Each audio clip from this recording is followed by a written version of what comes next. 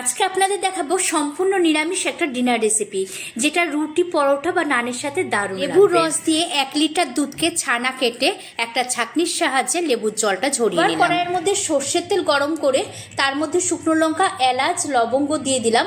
একটু নাড়াচাড়া করে গ্রেট করা আদা দিয়ে দিলাম, আর ঝালের জন্য দিয়ে দিলাম থেতো করা কাঁচা লঙ্কা। একটু নাড়াচাড়া করার পর দিয়ে দিলাম কুচনো টমেটো, আর টমেটোগুলো যেন খুব সুন্দর নরম হয়ে যায় তার জন্য দিয়ে দিলাম অল্প। এবার কিছু গুঁড়ো মশলা অ্যাড করব, জিরের গুঁড়ো, ধনের গুঁড়ো, কাশ্মীরি লঙ্কার গুঁড়ো, হলুদ গুঁড়ো, পরিমাণ মতো নুন দিয়ে ভালো করে নাড়াচাড়া করে নেব যতক্ষণ না পর্যন্ত টমেটোগুলো একদম মিহি হয়ে যায়। মিডিয়াম সাইজের ক্যাপসিকামকে এভাবে টুকরো করে নিয়েছি, সেটা দিয়ে একটু ভালো করে নাড়াচাড়া করার পর অল্প পরিমাণে জল দিয়ে দেবো যেন মশলাটা কড়াইয়ে লেগে না যায়, আর অল্প পরিমাণে নুন দিয়ে দেবো।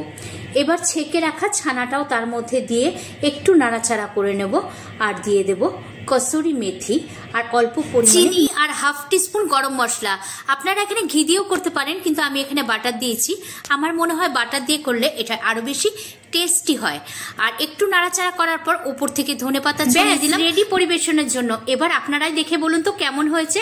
এবার কিন্তু রুটি, পরোটা বা নানের সাথে খাওয়াই যায়।